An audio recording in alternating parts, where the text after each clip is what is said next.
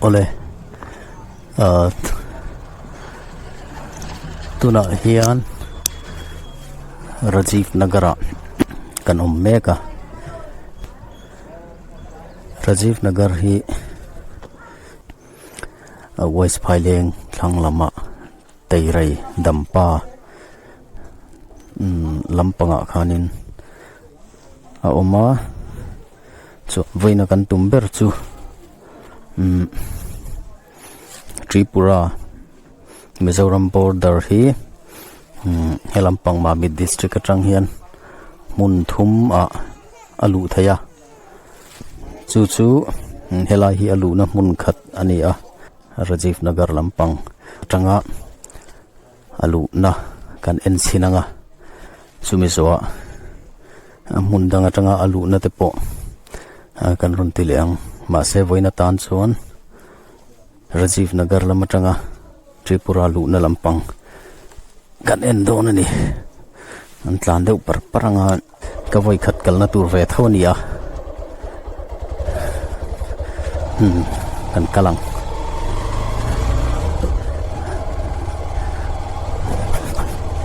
alama a triau chum atam khop mai December ni som le pani ani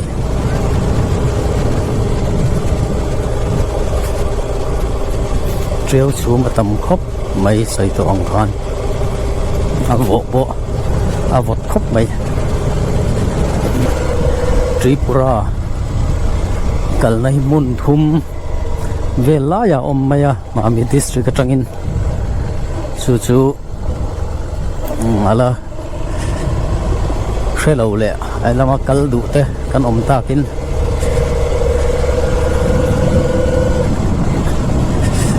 akal dan te pon yang chu le helam tlang dung mucha khrim te ta na po rem sang viawang video in enatang hian anuam viau maya khua chu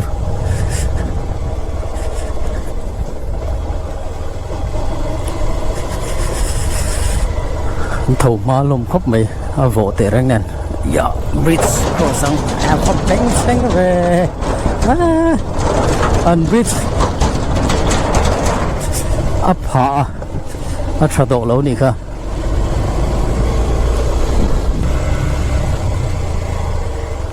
thầu ma lom khóc mày ấy po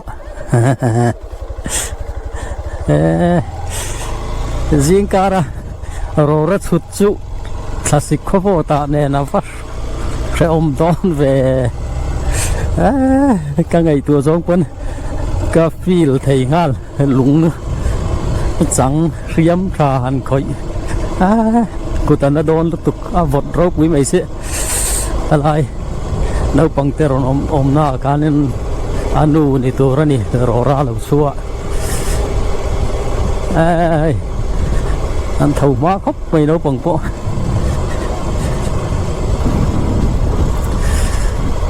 two wheeler chun te ma film khur de wanga ya lei a phrit de se ka lung thi le lei in chok polan ya tru ka hom ve de lek a vot le mai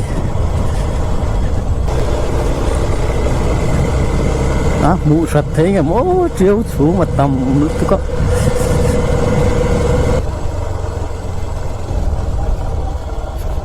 lo gì ngồi tệ bên chuông lất Dharma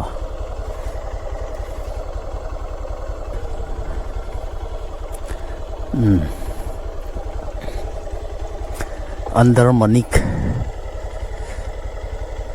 2 kilometer North Belkhai 8 lam hi chu ni lawin ka ria akongi lampang zo khin itlatin ka ria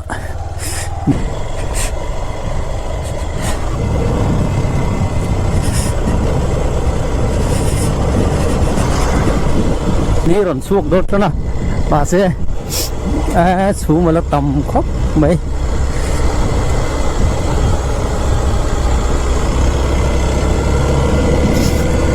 Tlang dung hi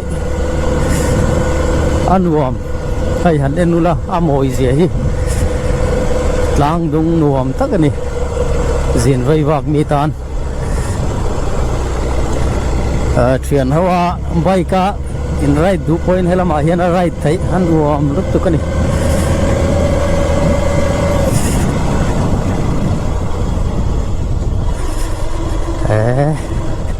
anh nuam me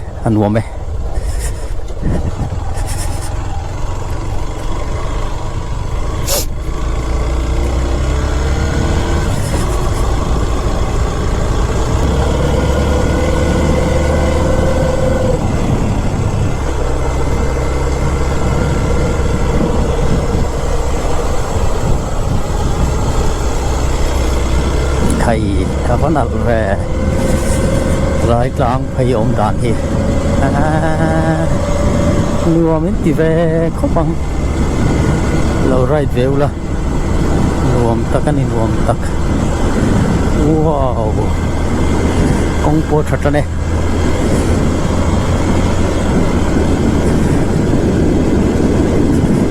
nuam không vậy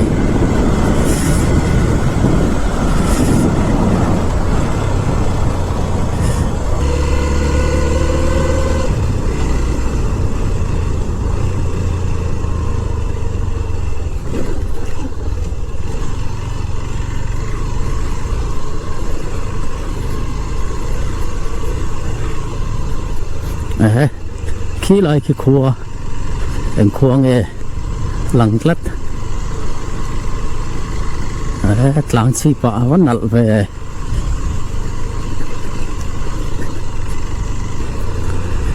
rồi nên nuam tắc chuyện hậu po cả chi này cần mà Tripura culture ni melso nom trap mày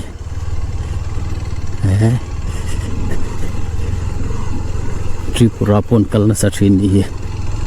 helama tang hian anom thap mi so pick up nuwa chuang thap maya nula tlang falte bazar tur ni mel rio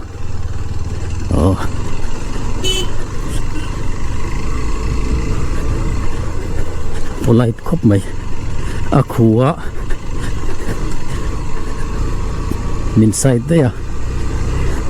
driver chen khat chu ka nga khan mi inside du luk lawa an hnunga min tlan tir char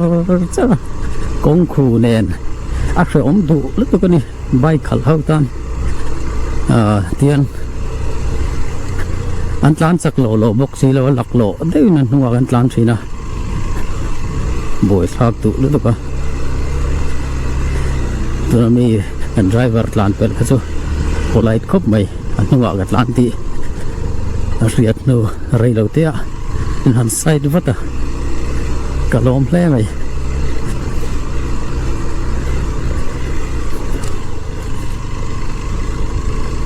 sot ang reng khop mai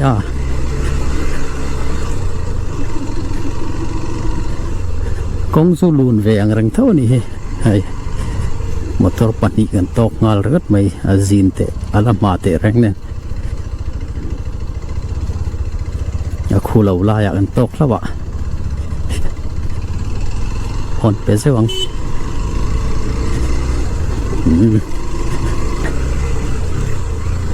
ka kum som li na tur ania ka kum som li na tha che che ne 24 ra hian kum som li kan tling ve to do na nấu bóng dọc tổ lầu rất sẽ tiếng ăn làn về hay dùng uống cho cả lát tiếng à đặc xa fit tiếp tục tổ lầu tí mấy này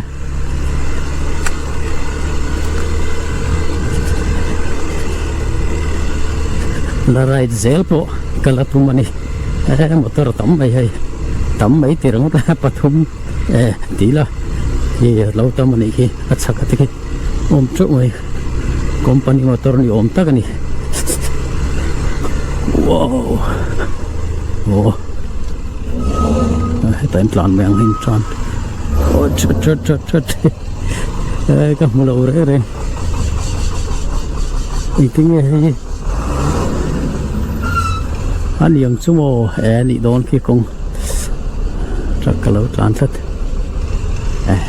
kiện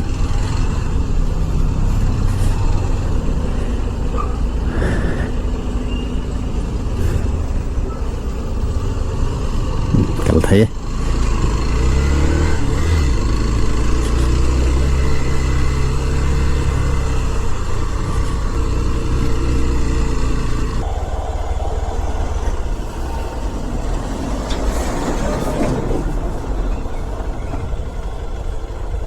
làm nghe này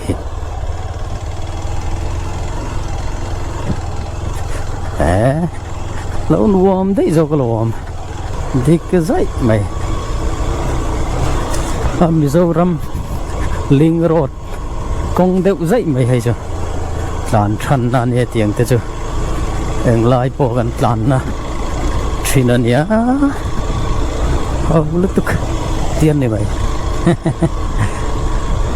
nuông về ăn rừng đó mày đi với sư khi cắt làn pel bốc cả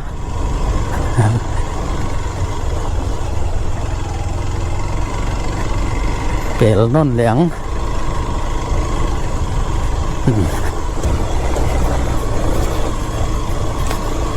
wow nuông về có thăng lắm Rajivnagar lama changa Tripura kalkong ani hei Tripura kan right na kong ani wow car te pon lo dalo ma lekha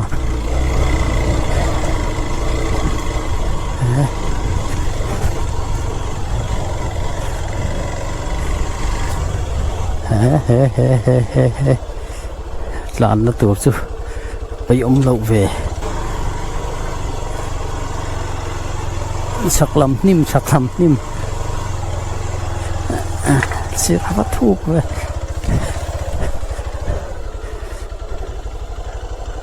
khá làm cái trà dọc là mua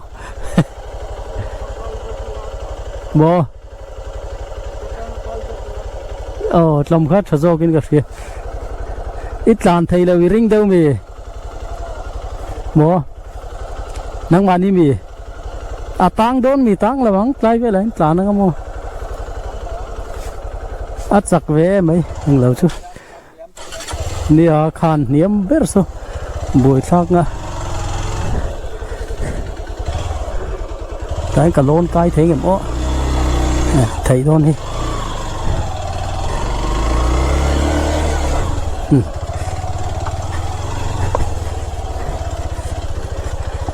motor lian ini rap nasa nih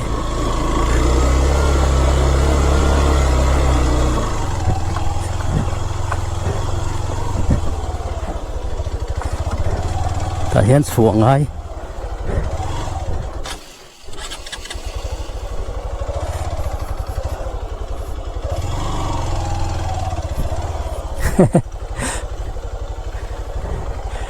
cái suộc phù lầu lạc lọt rất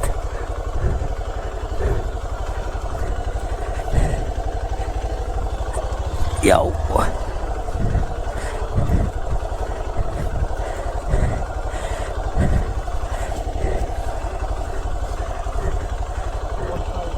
đi ana lu tu ka ngaro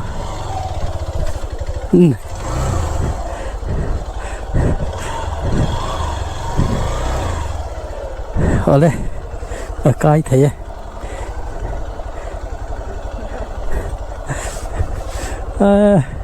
ban lu tu ka lei kha achar de ubok se ban tlana har khop mai ani ka lo fa ka lango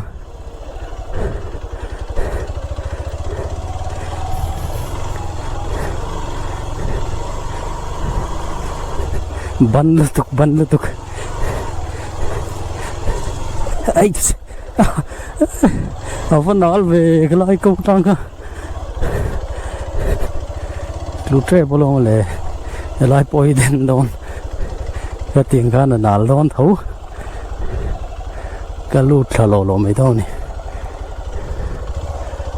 lu thalo lo tiang tốt thale don tho thôi ka ke nu nal lu tu khua ra hian tlan char mai la sual lo berang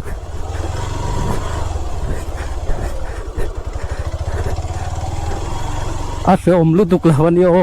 công hi tia sẽ đâu ang lang hi sẽ lu tục lâu cắt làn sẽ mấy đi cắt làn đàn hi sẽ mấy anh đi khal thiam đâu đàn bây giờ nên nuông lu tục tu ra này khang lại thế chứ em bike bộ kal thầy vác scooty bộ kal thầy tụi nó gắn làn xin chuan em motor bộ là kal thầy vác căng lẽ mình khu lai ka akhan niam chi deu ka rang chi chu a hu purom ve deu ma se an suwa thầy thâu rin om khua kan lai niam welcome to Khăn Tlang village Mizoram district Mamit Mamit district là này neo là thuộc turan ma khóc mày Mamit district lâu hơn sao em gồm rất tục wow, river crossing.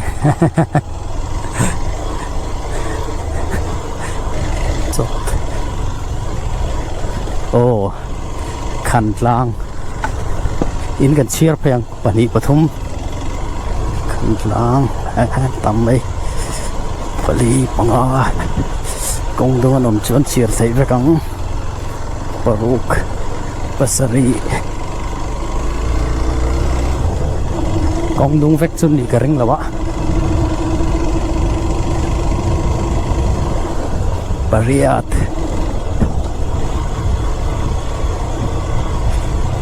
carte pon đây của sôm concrete in trade om khu là khu tắm mây in level sôm pali sôm panga ngõ cái này đừng giật nghe in khát sâu nên cái gì khi lại cái thùng riết ai tụi con này nuông lục tục đắng đai xin tụi con đi hay tụi con tiếng hin là ngoài đầu mấy thế này tóm tắt rồi Khăn Tlang kha in sum có bor vel in za te chun tling ba yang ka ring chan chu khatia tlan pa chiar kha ne kong tung an boy ma wangin chiar kim thai gan in ring dewa ma se sakla ma te tlem an la oma hay an la om thau mai som cuộc kan cái tới này som của thì ring tăng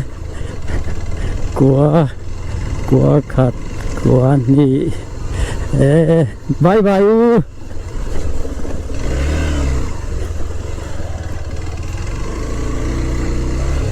bye bye tu lo om sát Khăn Tlang ạ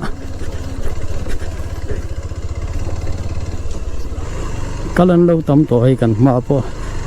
pick up lo om le hay pathumกันtràn pel na in som của paniกันshare ta Khăn Tlang om to thon lâu một thế ông là om thô mấy cái sắc thế của ní của thum của lý sang lâm đen của ngõ của sari som của pasari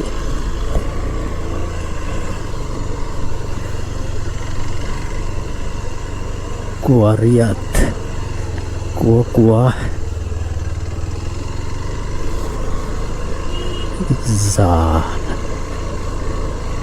สักเมฆเชียร์หลวงซาประคัด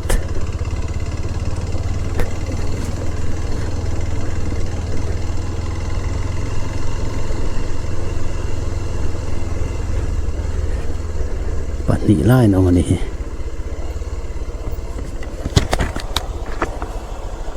ซาประคัด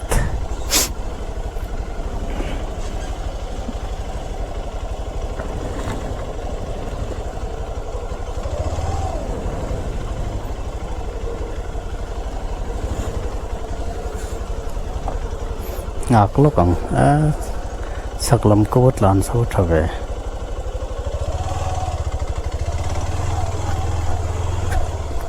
wow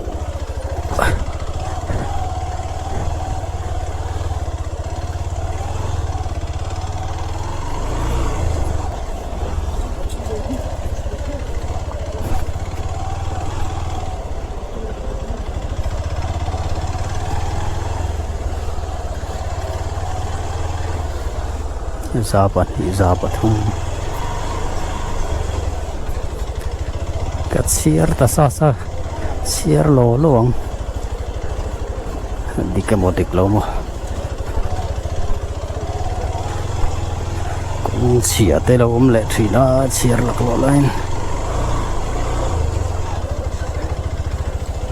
ril ru la peng tu tê lo lệ thủy na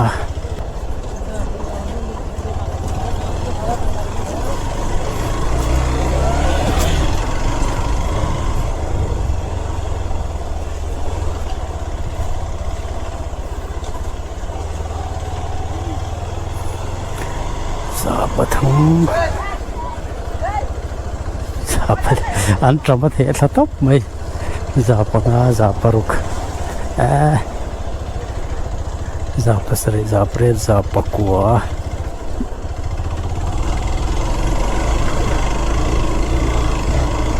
Zasom pakat Asom pani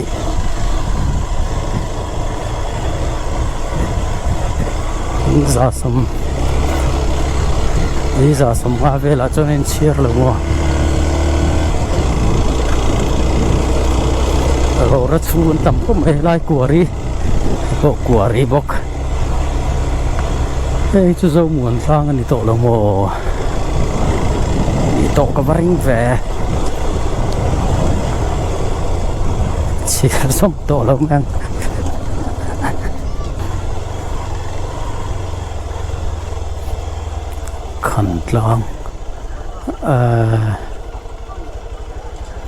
Khăn tlang lên thì thấu mày à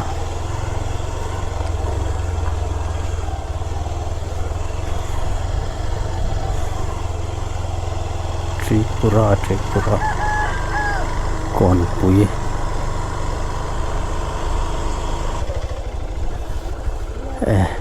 Tripura làm cái nó cái làm hi niệm cái pu Tripura road Adikem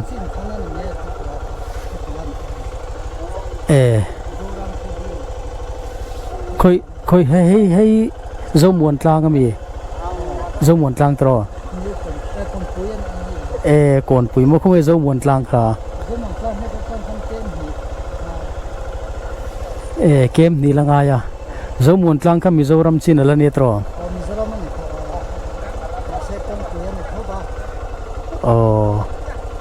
ani chu zo mun tlang pi hei Tripura ro tal ni zel ole kalom tu khua ole nu kalange kalom tu go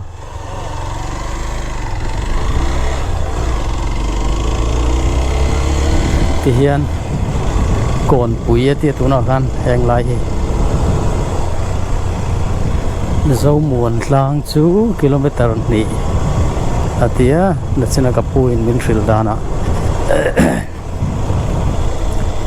kon pui heng lai hi kon pui ani a konga zie border atuna hian kanom to ni hi le lampang hi Tripura ani to mela tihian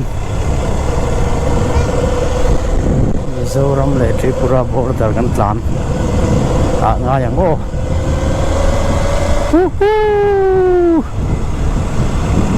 wow wow wow wow oh kong chia lom le thut thina kong thakara oh Government of Mizoram 5th India Reserve Battalion New Konpui oh la hi ni mo Konpui Mizoram Police Duty na Konpui lo ti thin ka nghe hi hian hotel le restaurant changkang view maya khalai khana oma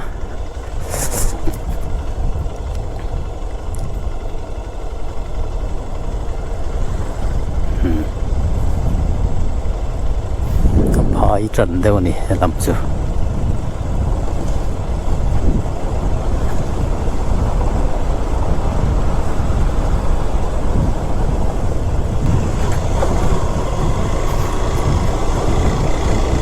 Heng hi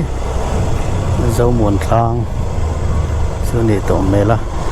lai bazar tur ten kal na thina hi Tripura lampang ani mela chung lai kal na mun chu en sin kan tumang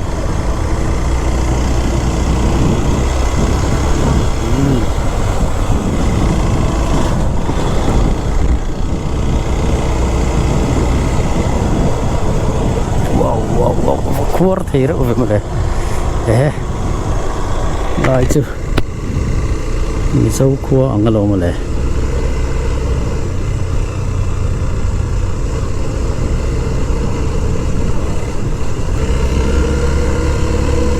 anh tri bula mình lệ anh tri bulin uar lu tu ka thadau mà lệ pakat so ka phur dei do mình lệ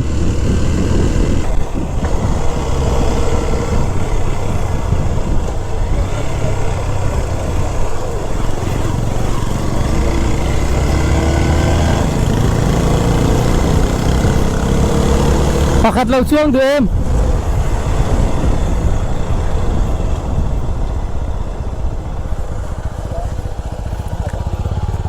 Pakhat lâu chuông là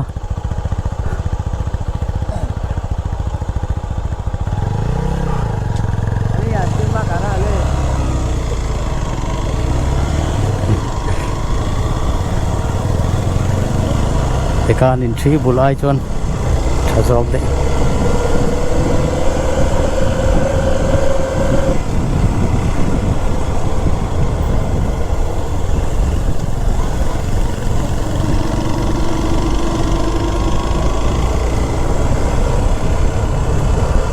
Mizo trong thiêm em.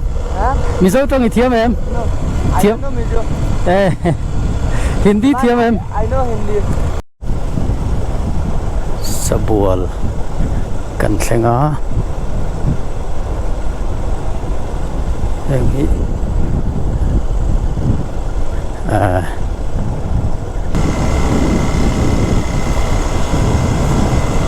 Atlang dung kong chu luom khop mai.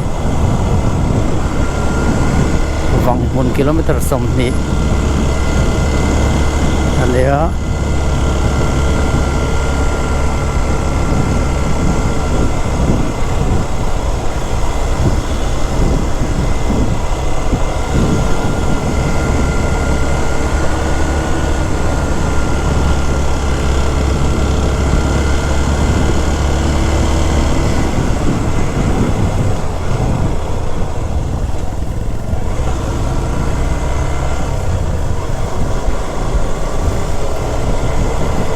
Sabual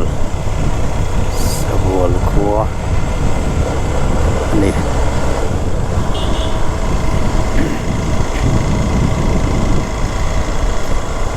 đi lần vào đây trở về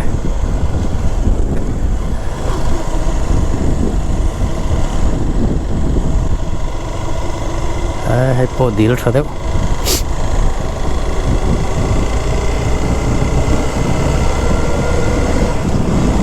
heng lai hi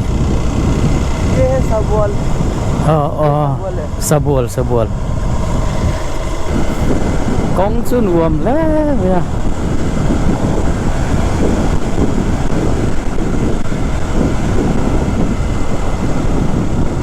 kan lo ma se oi me tlang sang branch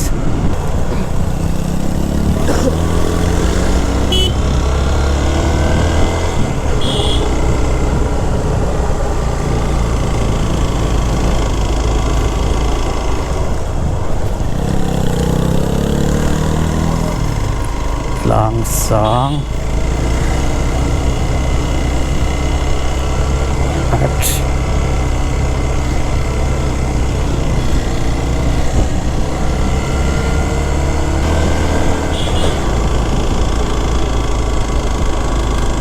तलांग सांग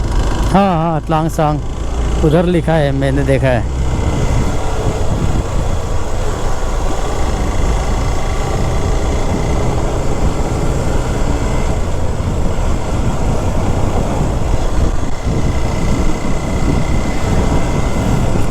tlang sang khôn uổng tất cả nè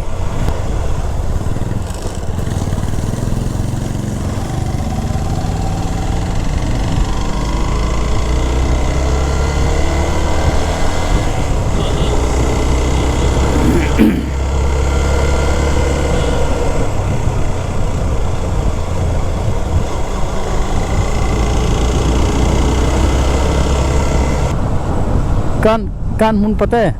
काटमुन साइड धामचेरा हाँ धर्मनगर साइड से ज़्यादा दूर होता है इधर कुमारघाट से जब जाएगा ना हाँ हाँ हाँ जैसे शॉर्टकट होता है थोड़ा अच्छा काटमुन पता है सांग हाँ कान मुन पता है उधर से तो हम जाते हैं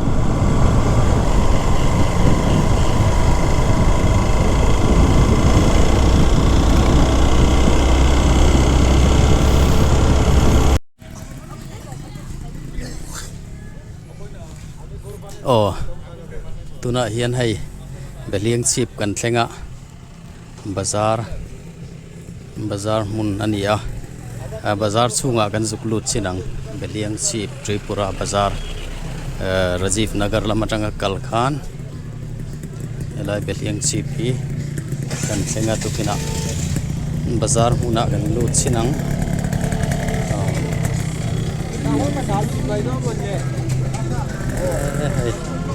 balloon thok thai moi lutuk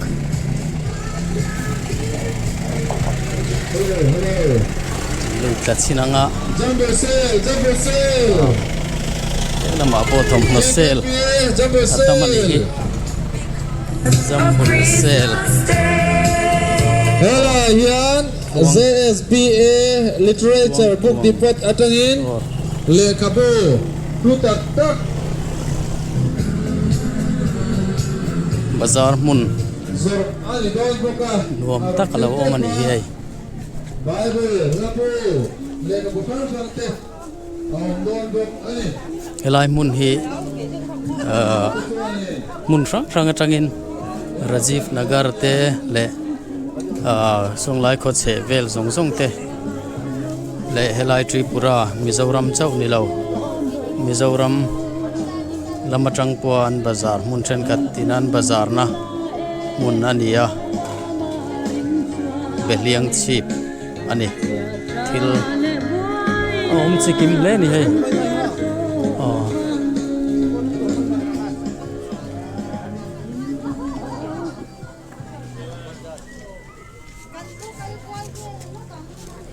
hian kan en kualanga thom no te thei lampang te le bungbel thil chi rang zuar ve kan hei ola san thom no oma heng la hi blanket lampang te ei chi rang ai omboka thlai nen so me chi rang omboka ni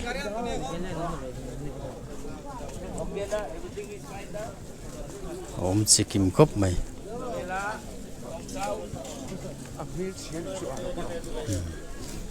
la zau kan kal deuh zoi ang hona tur ala la hian anon tilang zung anga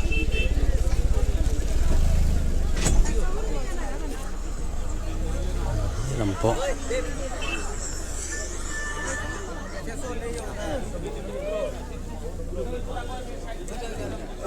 hei kan buang hian mihring pon tam ani thlai nen chawhmeh chi hrang hrang nen thawmhnaw nen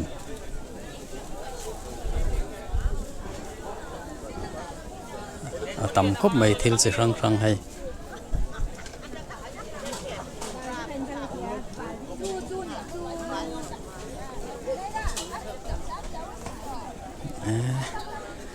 second hand ni om tak ani hei thing so mai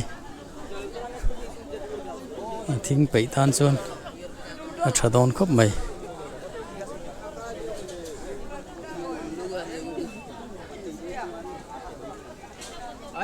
ayo kamis lo new bel kamis exact ngen tia heng hau hi có tôi gọi xe exo nè chave không hle mai ya ching za chuan a tha khop mai ma se kan thing lawang kalna tur la hlasi he lampo hi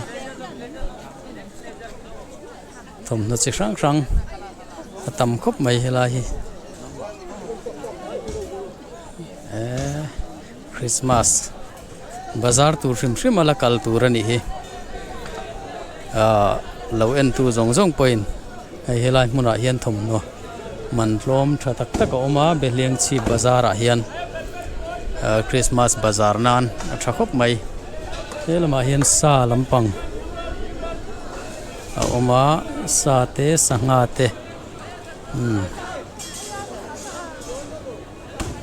solam chu kan kal kwal lawang helama hian kan phei lenga hei thawmhnaw chu a tam khawp mai bazar tur hrimhrima kal chi ni helai hmun hi Behliangchhip bazar hmun hi kal ngei chi ni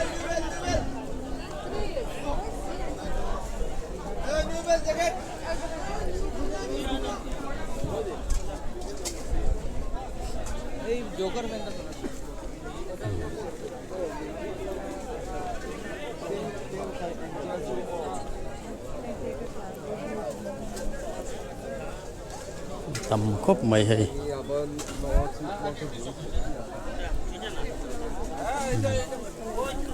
heng lai a hian nei eng emaw thil chi hrang hrang electronics lampang om treuh boka helama pawh hi tam mai bazar hmun kulama khuan toys tih te tam khop mai Christmas bazar du tan chuan Behliangchhip hei sim card jio sim card te bung bel chi hrang hrang a awm bawk a helama chuan toys naupang toys tih vel a awm a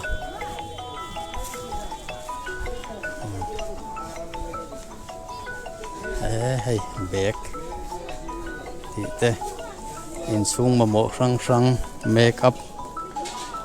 lehkhabu thil chi hrang hrang a tam khawp mai hei tlereuh lampang te hei hi tuna kan en hi Behliangchhip bazar ani e kangkha Behliangchhip bazar kan ti lan thei ho chu ni mei te se